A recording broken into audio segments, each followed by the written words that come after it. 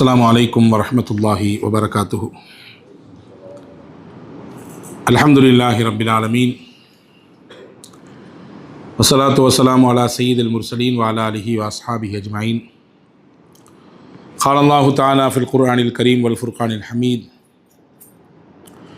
வல்லதீன யக்னிஸூன அல்-ذهب வல்-ஃபித்தத வலா யுன்ஃபிகூனஹா ஃபீ ஸபீலில்லாஹ் ஃபபஷ்ஷிர்ஹும் பிஅதாபின் அலீம். قال نبينا محمد صلى الله عليه وسلم إذا أتى قوم بصدقتهم قال اللهم صل على آل فلان اللهم صل على سيدنا محمد وعلى آل سيدنا محمد وأنزله المقعد المقرب عندك يوم القيامة. எல்லாம் வல்ல அல்லாஹுவின் திருப்பெயர் போற்றி புகழ்ந்து அண்ணல் கண்மணி முஹம்மது ரசூலுல்லாஹி ஸல்லல்லாஹு அலைஹி வஸல்லம் அவர்கள் மீது ஸலாத்தையும் ஸலாமையும் கூறி அன்னாரை பின்பற்றிய சத்திய சஹாபாக்கள், நல்லோர்கள், சுகதாக்கள், சாலிஹின்கள், குறிப்பாக இந்த ஜும்மாவின் அவைக்கு வருகை தந்திருக்கிற நம் எல்லோரின் மீதும் எல்லாம் வல்ல அல்லாஹுவின் அன்பும் அருளும் நிறைவாக கிடைத்து கொண்டே இருக்கட்டுமாக. வல்ல அல்லாஹ் இந்த புனிதம் நிறைந்த ரமதானிலே நாம் செய்யக்கூடிய நல்ல அறங்களை ஏற்றுக்கொள்வானாக. இதுபோன்ற பல ரமதான்களை நம்முடைய வாழ்க்கையிலே அல்லாஹ் மீண்டும் மீண்டும் நமக்கு கொடுத்து கொண்டே இருப்பானாக. இந்த ஆண்டு ரமதானின் லைலத்துல் கத்ரை அடைந்து அதிலே நல்லமல்கள் பல செய்து அல்லாஹ்வின் திருப்தியை பெற்ற நன்மக்களாக உங்களையும் என்னையும் எல்லா மக்களையும் அல்லாஹ் இணைத்துக் கொள்வானாக. இந்த உலகத்தை விட்டு நாம் மரணிக்கின்ற நேரத்திலே லா இலாஹ இல்லல்லாஹ் முஹம்மது ரசூலுல்லாஹ் என்ற கலிமாவை கூறி நம் ஆத்மாக்களை அல்லாஹ் கைப்பற்றி நாளை ஃபிர்தௌஸ் என்ற உயர்ந்த சொர்க்கத்திலே கண்மணி நாயகம் ஸல்லல்லாஹு அலைஹி வஸல்லம் அன்னவர்களின் தலைமையின் கீழே நம்மை பெற்றவர்களை, நமக்கு கல்வி தந்தவர்களை, நம் முன்னேற்றத்திற்கு காரணமான எல்லா மக்களையும் அல்லாஹ் ஜன்னத்துல் ஃபிர்தௌஸிலே ஒன்றிணைப்பானாக. ஆமீன் யா ரப்பல் ஆலமீன். கண்ணியத்திற்கும் மரியாதைக்கும் உரிய சகோதரர்களே, பாசத்திற்குரிய மூமின்களே, புனிதமான ரமதானிலே பகுதி நாட்களை நாம் கடந்துவிட்டோம். நடுப்பகுதியினுடைய இறுதி பகுதிக்கு வந்துவிட்டோம். ரமதானின் இருதய பகுதியாக ரொம்பவும் முக்கியத்துவம் வாய்ந்த பகுதியாக இருக்கக்கூடிய பிந்தின 10 நாட்களை நாம் அடைவதற்கு நெருங்கிவிட்டோம். ரமதானினுடைய உயிரோட்டமான அமல்கள் நடைபெற வேண்டியது எல்லா நாட்களும் என்று இருந்தாலும் ரொம்பவும் முக்கியத்துவம் படுத்தப்பட வேண்டிய, மிகுந்த கவனமும் அக்கறையும் கண்விழித்தலும் நடக்க வேண்டிய மிக முக்கியத்துவம் வாய்ந்த நாட்கள் ரமதானினுடைய பிந்திய 10 நாட்கள். ஏனென்றால் அந்த பிந்தின 10 ஒன்றில்தான் அல்லாஹ் லைலத்துல் கத்ரை வைத்திருக்கிறான். லைலத்துல் கத்ர் தான் இந்த ரமதானினுடைய மையம், அதுதான் இந்த ரமதானுக்கான இருதயம். அதை அல்லாஹ் வைத்திருப்பது ரமதானின் பிந்திய 10 நாட்களில். எல்லாம் வல்ல அல்லாஹ்விடத்திலே நாம் இப்பொழுதிருந்தே துவா செய்வோம். யா அல்லாஹ், எங்களுக்கு உற்சாகத்தை கொடுப்பாயாக, இன்னும் கூடுதலான மார்க்க ஈடுபாட்டை தருவாயாக, இபாதத்திலே எங்களுக்கு ஒரு இன்பத்தை, அதை சுவைப்பதற்கு நசீபையும் வாய்ப்பையும் தருவாயாக என்று கேட்டுக்கொள்வோம். கண்ணியமான சகோதரர்களே, 2 வகையான இபாதத்துகள் இருக்கிறது. ஒன்று உடலால் நாம் செய்யக்கூடிய இபாதத்துகள், இன்னொன்று நாம் பொருளால் செய்யக்கூடிய இபாதத்துகள். உடலால் செய்யக்கூடிய இபாதத் அதுதான் இபாதத்தை பதனியா என்று சொல்வார்கள்.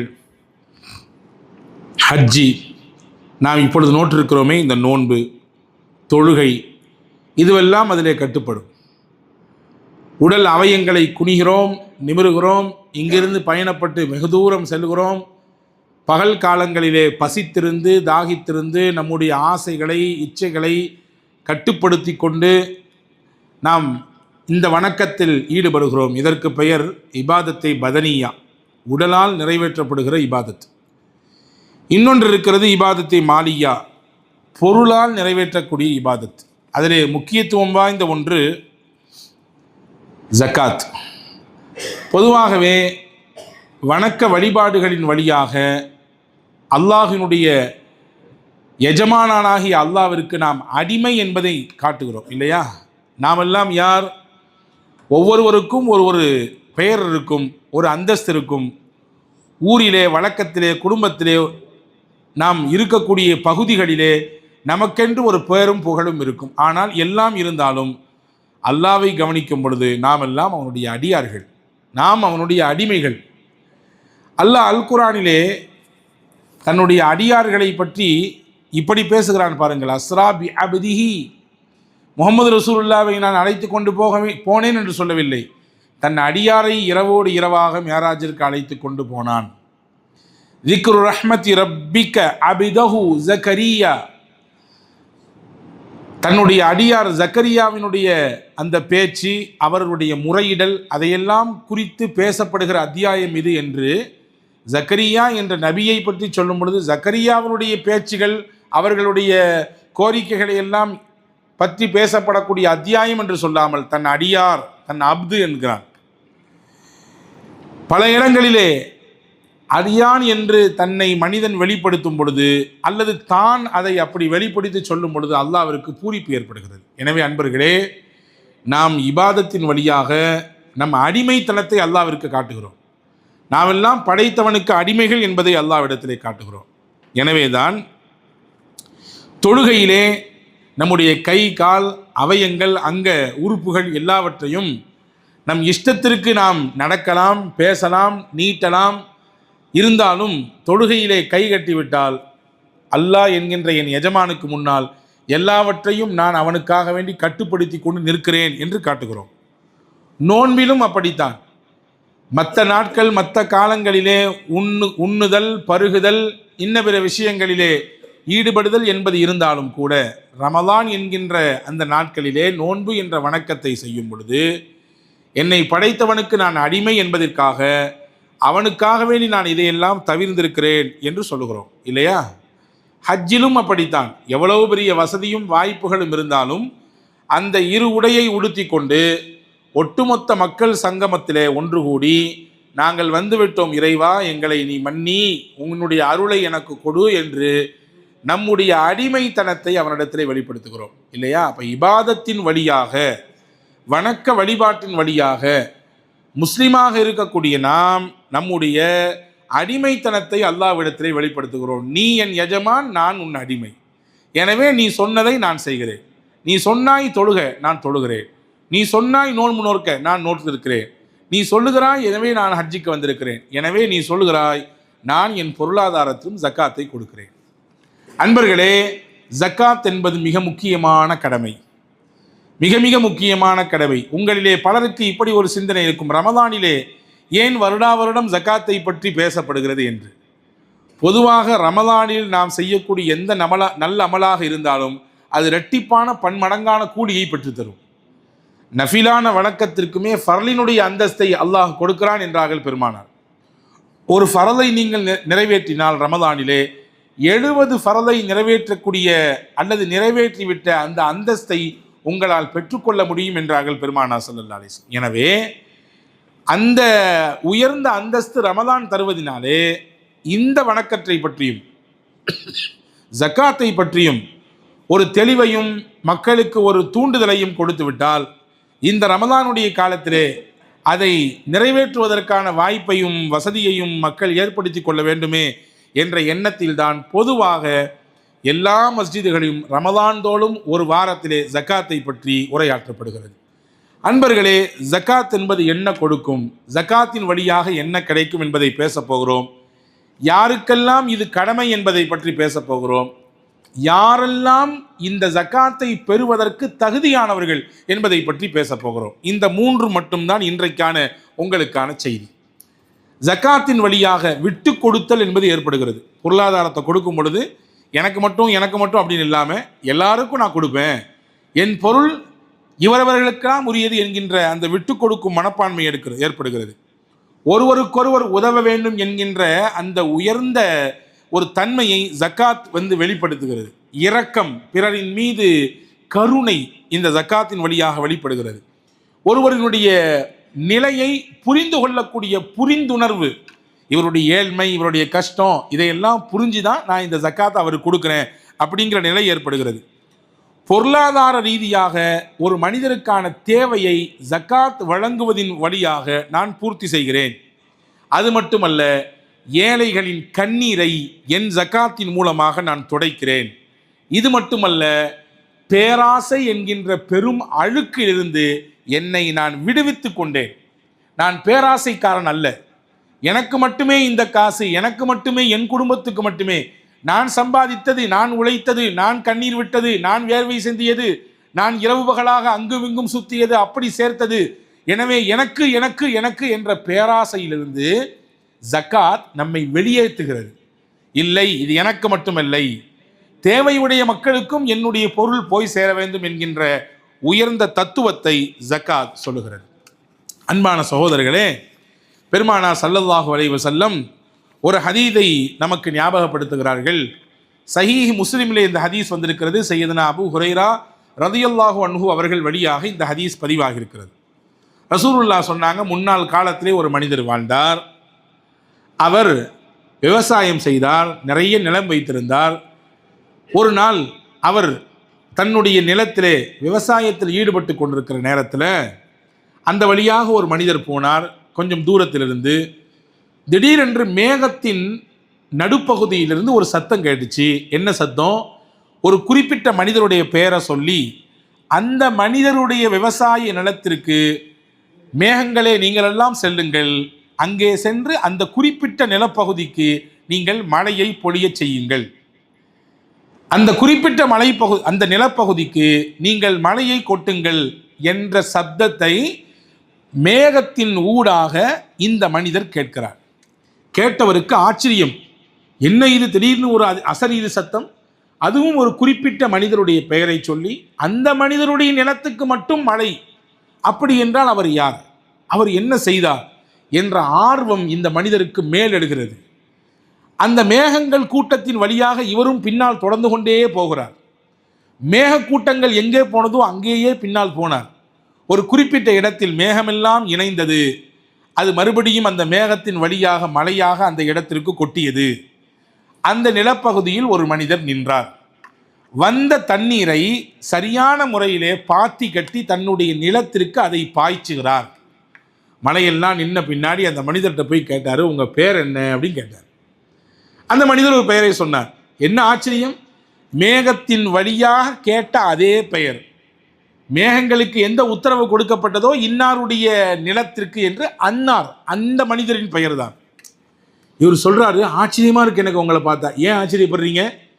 இந்த மாதிரி தூரத்தில் நடந்து வந்துட்டு இருந்தேன், மேகங்களின் இடையிலிருந்து இப்படி ஒரு சத்தம் கேட்டுச்சு, இந்த குறிப்பிட்ட உங்கள் பெயரை சொல்லியே அந்த நிலத்திற்கு நீங்கள் மழை கொடுங்கள் என்று உத்தரவு கேட்டது.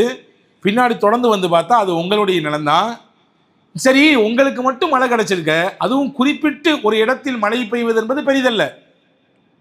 இங்கே மழை பெய்யும், ஒரு கிலோமீட்டருக்கு அங்கிட்டு மழை பெய்யாமல் இருக்கும், அதுக்கு அங்கிட்டு 4 கிலோமீட்டருக்கு அங்கிட்டு மழை பெய்யும், அதுக்கு அங்கிட்டு 2 கிலோமீட்டர் மழை பெய்யாது.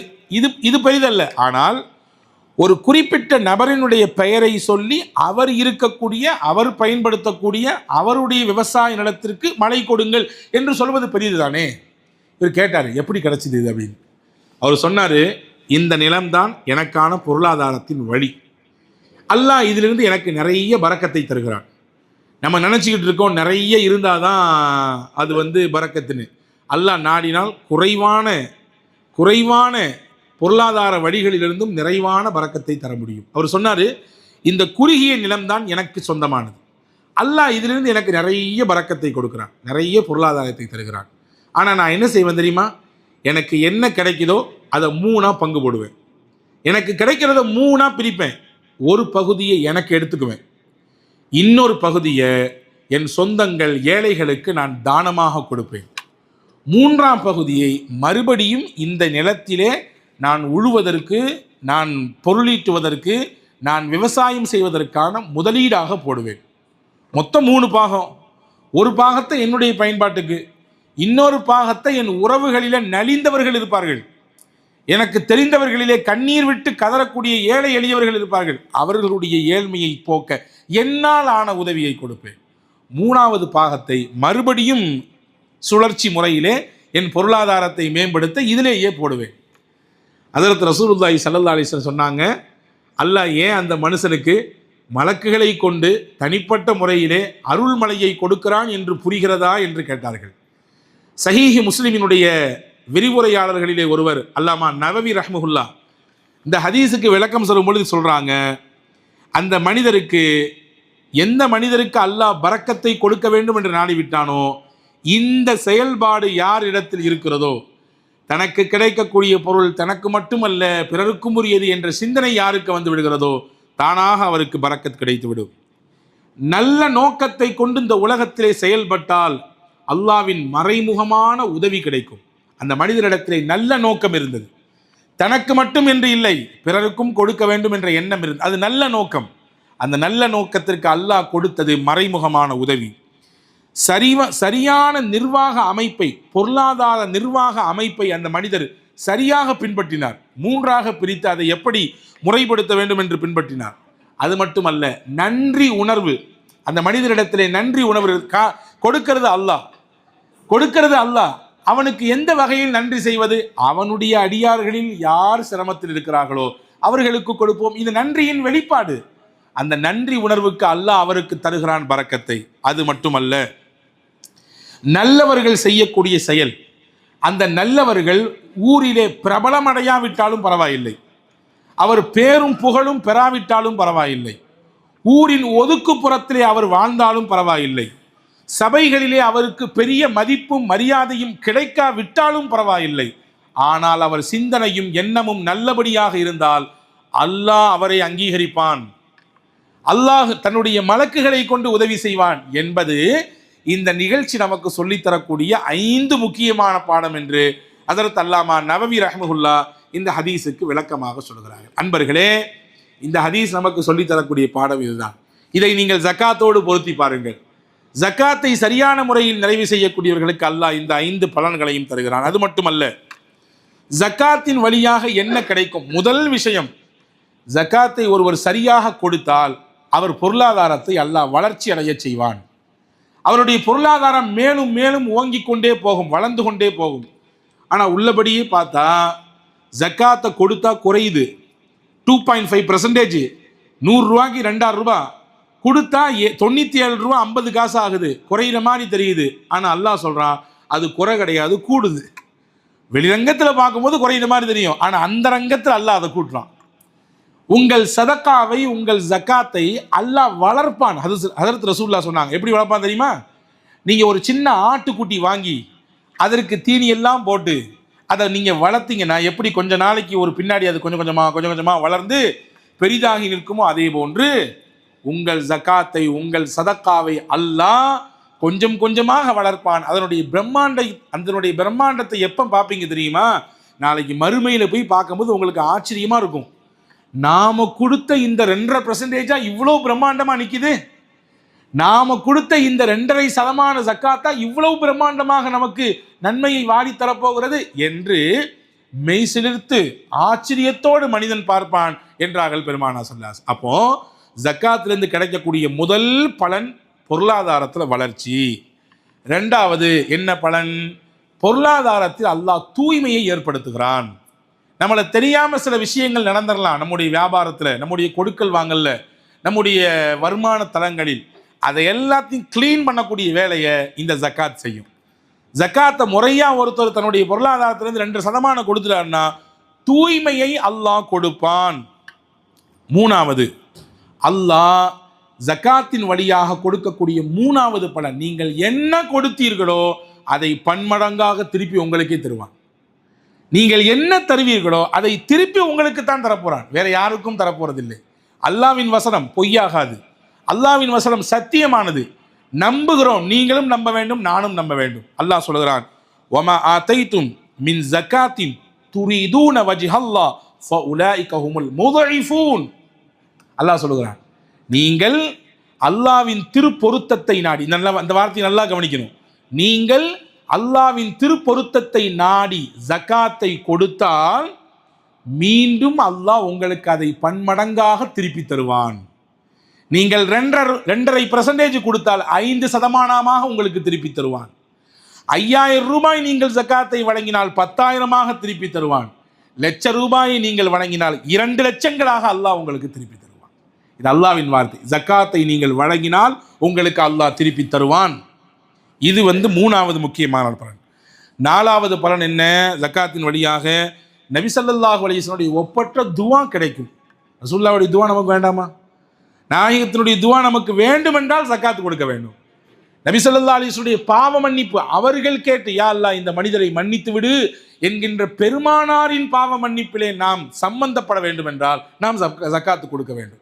ரசூலுல்லாஹி ஸல்லல்லாஹு அலைஹி வஸல்லம் பற்றி ஹதீஸ் வந்திருக்கிறது, அல்லாஹும்ம ஸல்லி ஆலி ஃபுலான். யாராவது ஒரு ஜக்காத்தினுடைய நிதியை கொண்டு வந்து ரசூலுல்லாஹ்ட்ட கையில் கொடுத்தாங்கன்னா அதை வாங்கி மனம் வந்து வாங்கி கொண்டு ரசூலுல்லாஹ் சொல்லுவாங்க, யா அல்லாஹ் இவரை மட்டும் இல்லை இவங்களுடைய குடும்பத்தார்களே நீ மன்னிச்சிரு. யா அல்லாஹ் இவருக்கு மட்டும் இல்லை இவருடைய குடும்பத்தார்களுக்கே நீ அருள் செய். அபு அவுஃபான் ஒரு சஹாபி இருந்தாங்க. அந்த சஹாபி சொல்றாங்க, நான் போய் கொடுத்தேன் ரசூலுல்லாஹ்ட்ட, எனக்கு ஜக்காத்து கடமையாக இருந்துச்சு. அந்த ஜக்காத்து பணத்தை எடுத்து போய் ரசூலுல்லாஹ்ட்ட கொடுத்த உடனே எனக்கு வாங்கி வச்சுக்கிட்டு என் பேரை சொல்லி ரசூலுல்லாஹ் துவா செஞ்சாங்க. யா அல்லாஹ் அபு அவுஃபாவுடைய அவருக்கும் அவருடைய குடும்பத்திற்கும் நீ மன்னிப்பை கொடு, நீ அருளை கொடு, அவருக்கு வளமான வாழ்க்கையை கொடு. இது சஹாபாக்களுடைய முடிஞ்சு போச்சானா கிடையாது. நமக்கும் நாயகத்தினுடைய துவா கிடைக்கும். எப்போது நாம் ஜக்காத்து கடமையாளர்களாக இருந்தால், அந்த ஜக்காத்தை முறையாக கொடுத்தால், நல்லா கவனிக்க இந்த வார்த்தையை, ஜக்காத்தை கொடுத்தா இல்லை, ஜக்காத்தை முறையாக கொடுத்தால் அல்லாஹ்வின் தூதரின் துவா நமக்கு கிடைக்கும். இது 4வது பலன். ஜக்காத்தினுடைய 5வது பலன் என்ன அப்படின்னா, மன அமைதியை அல்லாஹ் தருவான் ஜக்காத்தின் வழியாக. நல்லா குறிச்சிங்க. கொடுக்கிறது ஒரு சந்தோஷங்க, பிறருக்கு வழங்குதல் ஒரு மகிழ்ச்சி. அந்த மகிழ்ச்சியின் உச்சம் எது தெரியுமா? கடமையான பொருளாதாரத்தை கொடுக்கிறது இருக்குது, மன அமைதியை தானாக பெற்றுத்தரும். உள்ளத்தை எல்லாம் தூய்மையாக்கி விடுவான், நம் பொருளாதாரத்தையும் தூய்மையாக்கி விடுவான். உள்ளம் தூய்மையாகிவிட்டால் தானாக அமைதி வந்துவிடும், இல்லையா? உள்ளம் தூய்மையாக இல்லாமல் பல எண்ணங்களோடு பிணைந்திருப்பதினால்தான் படுத்தாலும் உறக்கம் வருவதில்லை. நல்ல வசதி வாய்ப்புகள் இருந்தாலும் நமக்கு நிம்மதி கிடைக்கவில்லை. அல்லாஹ் ஜக்காத்தின் வழியாக பொருளாதாரத்தை மட்டும் இல்லை, நம்ம கல்பையும் சுத்தப்படுத்துறான். கல்பு சுத்தமானா தானாக அமைதி வரும். இது 5வது பலன். 6வது முக்கியமான பலன், நம் மீது கருணை பார்வையை அல்லாஹ் பார்க்கிறான். இரக்கத்தை அல்லாஹ் இதன் ஊடாக தருகிறான். பிறரின் மீது கருணை காட்ட வேண்டும், இரக்கம் காட்ட வேண்டும், உயர்ந்த நல்லெண்ணம் வைக்க வேண்டும் என்கின்ற நிலையை ஜக்காத்தின் வழியாக அல்லாஹ் உருவாக்கி தருகிறான். இது 6வது பலன். 7வது முக்கியமான பலன் என்னென்றா, ஜக்காத்தை நம்ம சரியாக கொடுத்தோம்னா நம்ம பொருளாதாரத்துக்கு எந்த டேமேஜும் வராது, எந்த பாதிப்பும் வராது. ஹதீஸிலே வந்திருக்கிறது, அல் குர்ஆன் சொல்லுகிறது, வமா துன்ஃபிகு மின் கைரின் யுவஃபா இலைக்கும் வ அன்தும் லா துظلمون. நீங்கள் நல்ல விஷயத்தில் ஜக்காத்து தான தர்மம் போன்ற விஷயத்தில் நீங்கள் செலவு பண்ணீங்கன்னு சொன்னால் யுவஃபா இலைக்கும் அல்லாஹ் உங்களுக்கு திருப்பியும் தருவான். வ அன்தும் லா துظلمون. நீங்கள் அநியாயத்துக்கு உட்படுத்தப்பட மாட்டீர்கள், நீங்கள் அநீதி இழைக்கப்பட மாட்டீர்கள், நீங்கள் யாரிடத்திலும் ஏமாந்து போகக்கூடிய அந்த நிலைக்கு தள்ளப்பட மாட்டீர்கள் என்று அல்லாஹ் அல் குர்ஆனிலே சொல்லுகிறான். ஆக இந்த 7 பெரும் பலன்களையும் எல்லாம் வல்ல அல்லாஹ் ஜக்காத்தை முறையாக வழங்கக்கூடியவர்களுக்கு அல்லாஹ் தருகிறான். திருக்குர்ஆனிலே சற்றேறக்குறைய 82 இடங்களிலே ஜக்காத்தை பற்றி பேசுகிறான். 82 இடத்துல பேசுகிறான். பேசுகிற இடத்துல எல்லாம் சேர்த்து தான் சொல்கிறான். அகீமுஸ்ஸலா ஆத்து ஜக்கா, தொழுங்கள் ஜக்காத்தை கொடுங்கள், தொழுங்கள் ஜக்காத்தை கொடுங்கள். நாம் என்ன விளங்கியிருக்கிறோம்? இன்னைக்கு நிறைய பேர் இப்படி விளங்கியிருக்கிறாங்க, தொழுகையும் ஜக்காத்தையும் தனித்தனியாக பிரிச்சுட்டாங்க. தொழுவோம், ஆனால் ஜக்காத்தெல்லாம் முறையாக செய்ய மாட்டோம். அல்லாஹ் சொல்லுகிறான், தொழுங்கள் ஜக்காத்தை கொடுங்கள். அப்படின்னா என்னது அர்த்தம்? இப்னு அப்பாஸ் ரலியல்லாஹு சொல்கிறாங்க, அல்லாஹ் எதையெல்லாம் சேர்த்து சொல்கிறானோ சேர்த்து தான் செய்யணும். ஒன்றை செஞ்சுட்டு ஒன்றை விட்டாருன்னு சொன்னால் அவர் அந்த ஒன்றை செய்வதற்கான நன்மையும் கிடைக்காது. அல்லாஹ் சொல்லுகிறான், அத்தியுல்லாஹ் அத்தி ரசூல், அல்லாஹ்வுக்கு வழிபடுங்கள், ரசூலுக்கும் வழிபடுங்க. ரெண்டையுமே செய்யணும். அல்லாஹ் மட்டும்தான் கேட்பேன், ரசூல் சொல்றதை கேட்க மாட்டேன்னு சொன்னால் அல்லாஹ் மட்டும்தான் கேட்பேன்ற சொல்றதும் ஃபெயில், அதுக்கும் எந்த புண்ணியம் கிடையாது. ரசூல் மட்டும் கேட்பேன், அல்லாஹ் சொல்றதை கேட்க மாட்டேன்னு ஒருத்தர் சொன்னார்னா ஃபெயில், அது என்ன புண்ணியமும் கிடையாது. ஒன்றை செஞ்சு ஒன்று புண்ணியம் இல்லை. அனிஷ்குருளி வழிவாளிதை, எனக்கும் நீங்கள் நன்றி உபகாரத்தோடு இருங்க, உங்களை பெற்றவங்களுக்கும் நன்றி உபகாரத்தோடு நடந்துக்குங்க அல்லாஹ் சொல்லலாம். ஒருத்தர் சொல்கிறாரு, அல்லாஹ்வுக்கு முன் நான் கரெக்டாக இருப்பேன், பெர்ஃபெக்ட் 100% கரெக்டாக இருப்பேன், பெற்றோர் விஷயத்தில் முன்ன பின்ன தான் அப்படின்னு ஒருத்தர் இருந்தாருன்னா அல்லாஹ்விற்கு அவர் 100% இருக்கிறார் அல்லவா, அதுவே அல்லாஹ்விடத்தில் ஏற்றுக்கொள்ளப்படாது. பெற்றோர்களை மட்டும் ஒருத்தர் நல்லா பார்த்துக்கிறாரு, அல்லாஹ்வை மறந்துடுறாரு, அல்லாஹ் பக்கமே நெருங்கிறது இல்லை, இதுவும் ஏற்றுக்கொள்ளப்படாது. ரெண்டையும் ஒன்றா செய்யணும். அல்லாஹ்வுக்கு எப்படி நன்றி உபகாரத்தோடு இருக்கணுமோ அதே மாதிரி உங்களை பெற்றவங்களும் நன்றி உபகாரமாக இருக்கணும். அதே மாதிரி தான் அல்லாஹ் சொல்கிறான், தொழுங்க ஜக்காத்து கொடுங்க, தொழுங்க ஜக்காத்து கொடுங்க. அப்படின்னா என்ன அர்த்தம்? தொழுகை எப்படியோ அதே போன்று ஜக்காத்தும் கொடுக்க வேண்டும். ஜக்காத்து கொடுக்காமல் இருப்பது என்பது மிகப்பெரிய வேதனைக்கான காரணமாக மாறி போய்விடலாம்.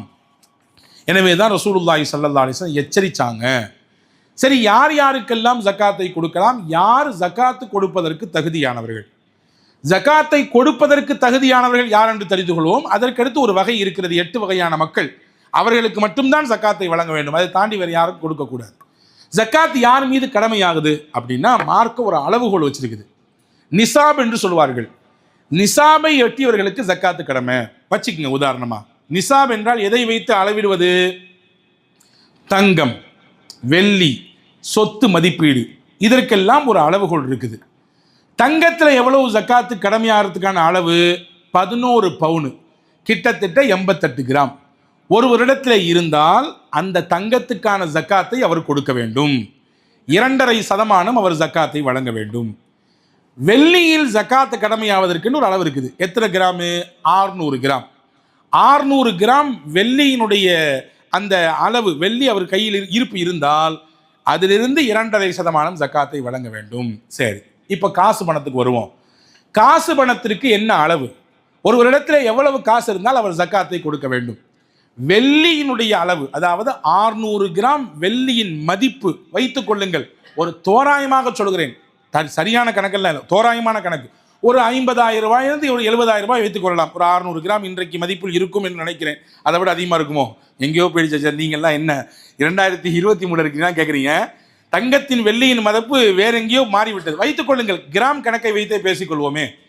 600 கிராம் வெள்ளியின் மதிப்பு எவ்வளவோ அந்த தொகை ஒரு மனிதரிடத்தில் கையிருப்பு இருந்தால் அந்த பொருளாதாரத்திலே, அந்த காசிலே அவர் ஜக்காத்தை வழங்க வேண்டும். வைத்துக் கொள்ளுங்கள், அவர் பேங்க்ல பேலன்ஸாக வச்சிருக்கிறாரு, அந்த பேலன்ஸ்ல இருந்து 2.5% எவ்வளவோ அதை வழங்கிவிட வேண்டும்.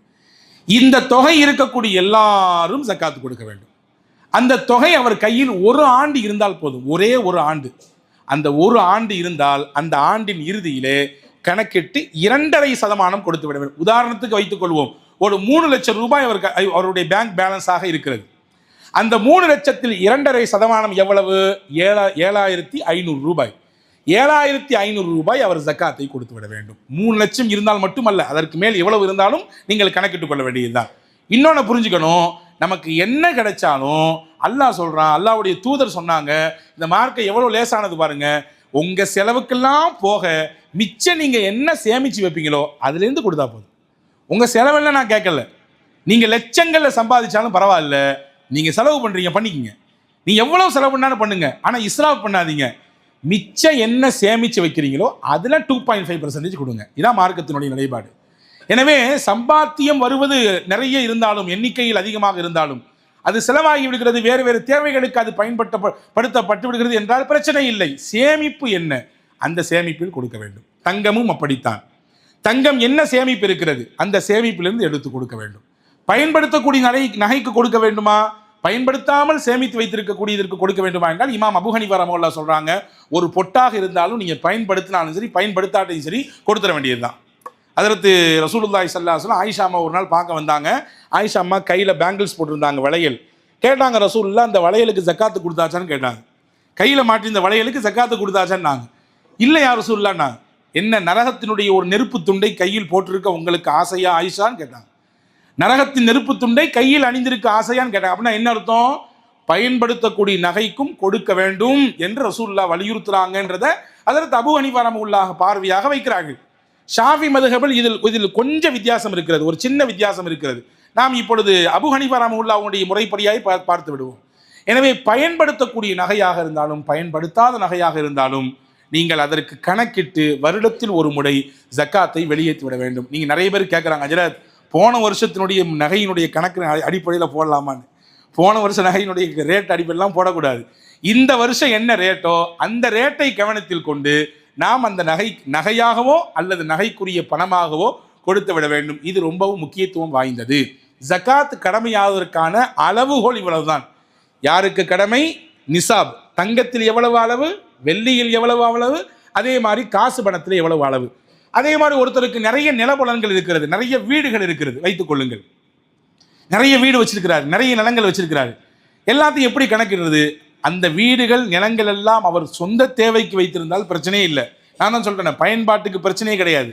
ஆனால் அது வியாபார நோக்கில் இருக்கிறது அல்லது வருமான நோக்கில் இருக்கிறது என்றால் அதிலிருந்து வரக்கூடிய வருமானத்தை ஒன்றிணைத்து அதிலிருந்து 2% கொடுக்க வேண்டும். வச்சுக்கோங்க, ஒரு 10 வீடு வச்சிருக்காரு, அவருக்கு ஒரு மாசம் அதிலிருந்து ஒரு பர்டிகுலர் அமௌண்ட் வருது. வருஷத்தில் கணக்கிட்டு அதிலே 2% வெளியேற்றி விட வேண்டும். வைத்துக் கொள்ளுங்கள், ஒரு 10-30 நிலம் வைத்திருக்கிறார். எதற்கு வாங்கி வைத்திருக்கிறார்? ஒரு 10 வருடம் கழித்தால் இதை வித்து விட்டால் 1க்கு 50 கிடைக்கும் என்று மார்க்கம் சொல்லுகிறது. அந்த நிலத்தின் மதிப்பு எவ்வளவோ அதிலிருந்து வெளியாக்க வேண்டும். ஏன்னா உங்களுடைய நோக்கம் என்ன? வித்தரணும், காசாக்கிறணும், இதை ரெட்டிப்பான் லாபமாக பெற்று விட வேண்டும். இப்போ வியாபார நோக்கம் கலந்து விட்டது. இதில் 2.5% நீங்கள் கொடுத்து விட வேண்டும் என்று மார்க்கம் சொல்கிறது. ஆக இதுதான் ஜக்காத் கடமையாவதற்கான அளவுகள் என்பதை நீங்கள் புரிந்து கொள்ள வேண்டும். சரி, அடுத்து முக்கியமான விஷயம், ஒரு 5 நிமிஷம் இன்னைக்கு எக்ஸ்ட்ரா எடுத்துக்கிறேன் கூடுதலாக, ஏன்னா ஜக்காத்தினுடைய விஷயம் என்பதனாலே சொல்லிக் கொள்கிறேன். 3 நிமிஷத்தில் முடித்து விடுகிறேன். யாருக்கு கொடுக்கலாம்? 8 சாரார்கள், அவர்களுக்கு மட்டும்தான் ஜக்காத்து கொடுக்க வேண்டும், வேற யாருக்கும் கொடுக்கக்கூடாது. இன்னைக்கு முஸ்லீம் சமுதாயம் புரிஞ்சு வச்சிருக்குது, ஜக்காத்னா சேலையை வாங்கி கொடுத்துடலாம், புடவையை வரிசையை வாங்கி தள்ளிடலாம், அல்லது கஞ்சி காய்ச்சறதுக்கு பணம் கொடுத்துடலாம், அல்லது வீட்டுக்கு வெளியில் வராங்க மிஸ்கீன்கள் அவங்களுக்கெல்லாம் அப்படி எடுத்து கொடுத்துடலாம். இல்லைங்க, ஜக்காத் அதெல்லாம் ஜக்காத்தா வராது.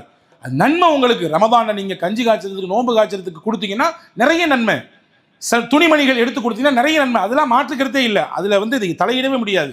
ஆனால் ஜக்காத்தை யாருக்கு தர வேண்டும்? குர்ஆன் சொல்லுகிறது 8 சாரார்கள் மட்டும்தான், அவங்களுக்கு மட்டும்தான் ஜக்காத்தை நீங்கள் கொடுக்கணும். அதை தாண்டி வேறு யாருக்கும் கொடுக்கக்கூடாது. கொடுத்தா என்னாகும்? செல்லாது, அவ்வளோதான், வேற ஒன்று. கொடுத்தா ஜக்காத்தாக அது கணக்கிட முடியாது, அது தர்மமாக போயிடும். கடமை உங்கள் மேலே கடமையாகவே நிற்கும். நீங்கள் புரிஞ்சுக்குங்க. முதல் நபர் யார்? ஒரு நேர உணவுக்கு கூட வழி இல்லாத ஃபுகராக்கள், ஏழைகள், கண்டறிஞ்சு கொடுக்கணும். இது ஃபர்ஸ்ட் கேட்டகரி. ரெண்டாவது சொல்கிறாங்க அல் மசாக்கீன், குர்ஆன்லே வருகிறது. கொஞ்சம் அவருக்கு தான் தேவையை நிறைவேற்றுறதுக்கு காசு பணம் இருக்கும், ஆனால் அதை வச்சு பூர்த்தியாக அவருடைய வாழ்க்கை வாழ முடியாது, ஏதோ கொஞ்சம் நஞ்சம் இருக்கும். அந்த மாதிரியான நபர்களை தேர்வு செய்யலாம், மசாக்கீன்களுக்கு கொடுக்கலாம். மூணாவது கேட்டகரி யாரு? ஆமிலீன். ஆமிலீன் என்றால் ஜக்காத்தை கலெக்ட் பண்ணக்கூடியவங்க, வசூல் பண்ணக்கூடியவங்க. ஜக்காத்து பணத்தை வசூல் பண்ணுவாங்க. இஸ்லாமிய நாடுகளாக இருந்தால் ஜக்காத்தை கலெக்ட் பண்ணுறதுக்குன்னு ஒரு ஆள் நியமிச்சிருப்பாங்க, அவருக்கு கொடுக்கலாம், அவருக்கு ஜக்காத்தை கொடுக்கலாம். நாலாவது யார்? அல் முஅல்லஃபத்து குலூப், உள்ளங்கள் ஈர்க்கப்பட்டவர்கள். அப்படின்னா என்ன தெரியுமா அர்த்தம்? புதிதாக இஸ்லாத்தை ஏற்றுக்கொண்டவர்கள், புதுசாக இஸ்லாத்தை ஏற்றுக்கிட்டு நம்ம மார்க்கத்துக்கு வர்றாங்கல்ல, அவங்கள நம்முடைய ஜக்காத்தை கொடுத்து அரவணைக்கணும். காசை கொடுத்து இஸ்லாத்தை கூப்பிடுறது கிடையாது, அப்படி செய்யக்கூடாது.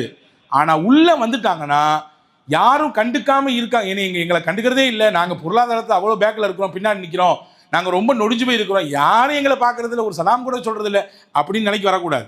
அவங்களுக்கு ஜக்காத்தை கொடுத்து அவங்கள இன்னும் அதிகமாக இந்த மார்க்கத்தின் மீது ஈர்க்க வைக்க வேண்டும். இது நாங்கள் தர்றது இல்லை, அல்லாஹ் உங்களுக்கு தர்றது, எங்களுக்கு அல்லாஹ் கட்டளை இட்டிருக்கா உங்களுக்கு கொடுக்கணும்னு சொல்லி, அப்படி சொல்ல வேண்டும் என்று மார்க்கம் சொல்லுது. இது நாலாவது கேட்டகரி. ஐந்தாவது ரிகாப் என்பார்கள், அடிமைகள். அடிமைகள் பிரச்சனை இப்போ கிடையாது, அதனால இந்த அஞ்சாவது விஷயத்தை நம்ம தொடவே வேண்டியதில்லை.